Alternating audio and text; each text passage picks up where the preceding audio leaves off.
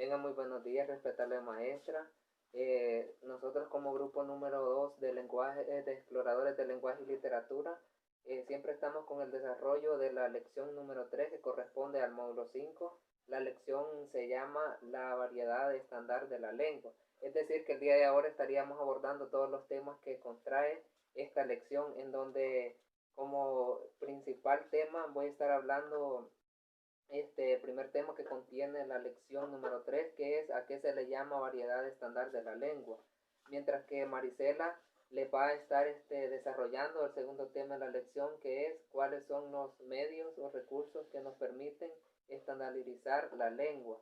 Y José Gilmar le va a hablar sobre el tema, el debate y la mediación, mientras que como último tema estará abordándolo Flor, que es estructura física de un debate. Es decir, que el día de ahora desarrollaremos la lección número 3 correspondiente del módulo 5. Voy a comenzar con el primer desarrollo del primer tema, que es a qué se le llama variedad estándar de la lengua. Las diferentes variantes lingüísticas que sufren una lengua, variantes que son reglamentarias y transmitidas de acuerdo con las normas del uso oral y escrito. Para lograr que toda una comunidad de hablantes puedan comunicarse, son normalizadas y transmitidas de acuerdo con las formas del uso oral y escrito.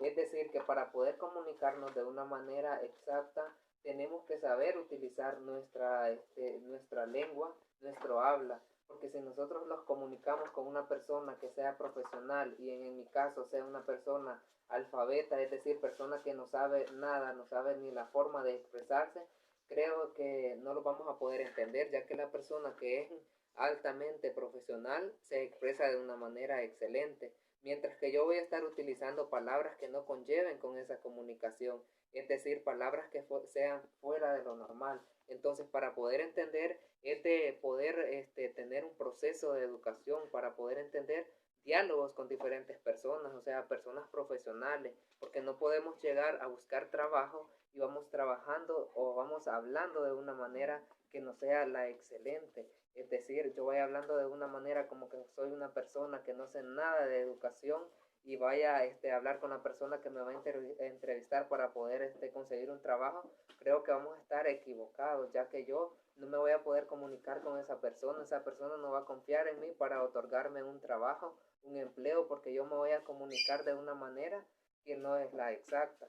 Por eso mismo es aquí donde vamos aprendiendo los nuevos conocimientos, es decir, hay que expresarse de una manera como que fuéramos excelentes estudiantes para poder conllevar un diálogo o una comunicación con diferentes personas. Bueno, ahorita, verdad, ya he llegado al punto final del primer tema, en donde los dejo con Buenos días, según como los ha explicado el compañero Leonardo, vamos a seguir explicando lo que es la temática de los temas. Y el tema que me ha correspondido es cuáles son los medios o recursos que no permiten estandarizar la lengua. Buscar la fuente de información más segura y accesible que dicte la manera correcta de escribir, hablar y pronunciar la lengua tal como la escuela, la comunidad lingüística. Lo que quiere decir buscar la fuente de información es buscar leer para deber de aprender a leer, a hablar la lengua, para que cuando uno se exprese con las demás personas tenga una base como hacerlo y darse a entender a lo que uno quiere darse quiere darse a entender con las personas. También se puede hacer leer libros y ahí comenzarse a llenar mucho de conocimiento para de hacer de entender la lengua y hablar una lengua lingüística correctamente. El siguiente tema, otros recursos seguros es el estudio y sus libros de gramática nos indica normas de ortografía. El leer un libro los ayuda mucho. ¿En qué los ayuda el leer un libro? Los ayuda a entender los temas, los ayuda a corregir ortografía, los ayuda mucho a cómo debemos expresarlos, a cómo a deber cómo se pronuncian, porque a veces uno dice, pronuncia una cosa y las cosas no se pronuncian de esa manera. Y allí lo está dando a entender cómo podemos pronunciar las palabras, cómo podemos pronunciar, diferentes,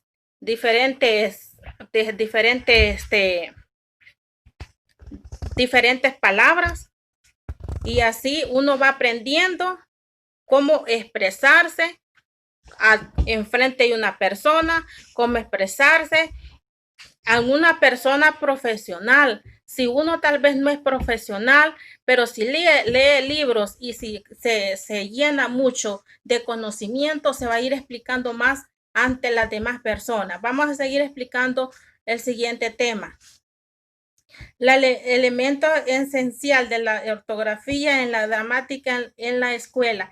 En la escuela que llegamos a aprender. ¿Aprender qué? Aprender lo que es la ortografía en la escuela. ¿Y qué nos ayuda cuando llegamos a la escuela? A saber escribir, a saber pronunciar. Desde que estamos en primer grado nos van enseñando lo que es aprender a pronunciar las palabras y aprender a escribir lo que es la ortografía. Eso sería todo lo que explicaría del tema que me ha correspondido. Muchas gracias. Y sigue la siguiente compañera explicándole el siguiente tema que es Flor. Tengan todos muy buenos días. Mi nombre es José Gilmar Vázquez. Como mi compañera Marisela tuvo un error y se confundió y dijo que la que iba a desarrollar el tema era Flor, pero no. Yo les voy a desarrollar el siguiente tema, que es el debate y la mediación. Según la Academia Real Española, la palabra debate o debatir significa controversia, contienda o lucha o combate. ¿Qué quiere decir esta palabra debate? El debate es algo que es un medio de comunicación que nosotros los seres humanos ocupamos tal vez día con día en nuestra vida. El debate se da entre dos o más personas que no están de acuerdo con algún tema específicamente. El debate es una técnica de discusión formal que se caracteriza por enfrentar más una o dos o más oposiciones. Quiere decir que el debate se trata de un tema de que dos personas o un grupo de personas no están de acuerdo con algo y allí comienzan una discusión entre sí formando un debate. El debate es un medio de comunicación entre varias personas de pensamientos o puntos de vista distintos. Quiere decir que si yo hago una discusión con otra persona y no estamos de acuerdo con algún tema que él está diciendo lo opuesto a lo que yo estoy diciendo, allí formamos un intercambio de palabras entre sí y formamos una discusión que termina en un debate. Muchas veces en nuestra vida diaria tenemos varios tipos de debate que nosotros tal vez ni nos damos cuenta, pero en veces cuando vamos a la escuela y nos dan un tema y tal vez no estamos de acuerdo con nuestros compañeros porque nuestros compañeros dicen una cosa y nosotros decimos otra, y allí formamos un discurso y una discusión que allí no terminamos entre sí y terminamos haciendo un debate, y muchas veces nosotros, como no conocemos el concepto ni la definición de un debate, ni sabemos que tal vez hemos debatido, pero en realidad si conocemos y analizamos una definición y un concepto muy bien dicho de un debate, podremos entender a qué se refiere un debate. También la mediación. La mediación se trata de un método de solución de solución de conflictos con el que el experto, es decir, el mediador, ayuda a resolver las discrepancias a través del diálogo.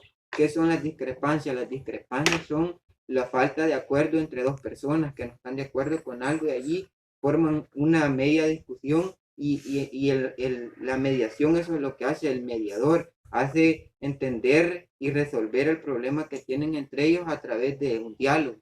Cómo les ayuda les da las respuestas del tema para que ellos lleguen a un acuerdo y sepan que el debate no es la única opción para solucionar esto.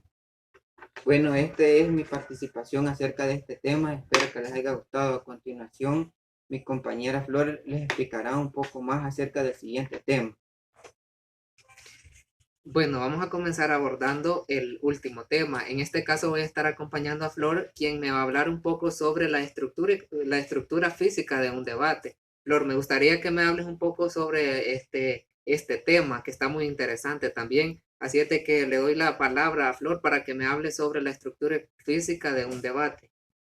La estructura física de un debate, llamado también exponente, porque expone un tema, asunto, una tesis, una idea por medio oral o escrito.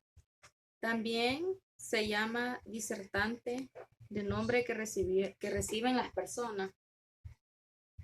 Es decir, que en la estructura física de un debate existen cuatro, digamos, lo podemos llamar de esta manera, cuatro aspectos fundamentales en donde tenemos a exponente 1, moderador y exponente 2. Y también contamos con el público. Es decir, nosotros hemos visto entrevistas en canales de televisión en donde observamos que hay un grupo de personas que están debatiendo, es decir, pueden ser tres personas, en donde estas tres personas, el moderador es aquel que les imparte un tema para que ellos comiencen a desarrollar o abordar la temática de ese tema, es decir, en donde los que van a estar disponibles para aportarle la mayor información sobre tal tema a la persona que es el modificador, es el principal que se encuentra en estos cuatro pilares muy fundamentales, es el exponente 1 y el exponente 2 quienes están respondiendo a la crítica y a los conocimientos de este comentario o de este tema que está abordando.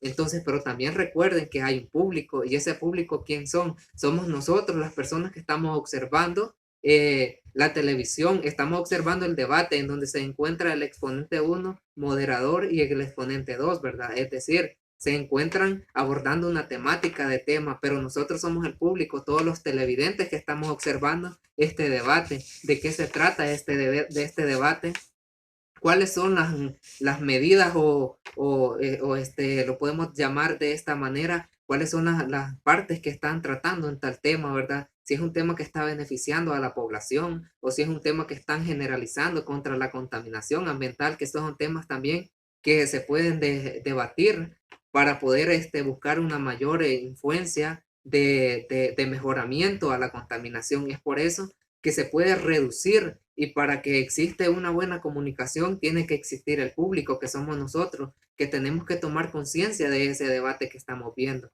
Por eso mismo, un debate se da por los cuatro aspectos fundamentales, donde está el exponente 1, el moderador, exponente 2 y el público, ¿verdad? Digamos que analizando este tema de la estructura física de un debate,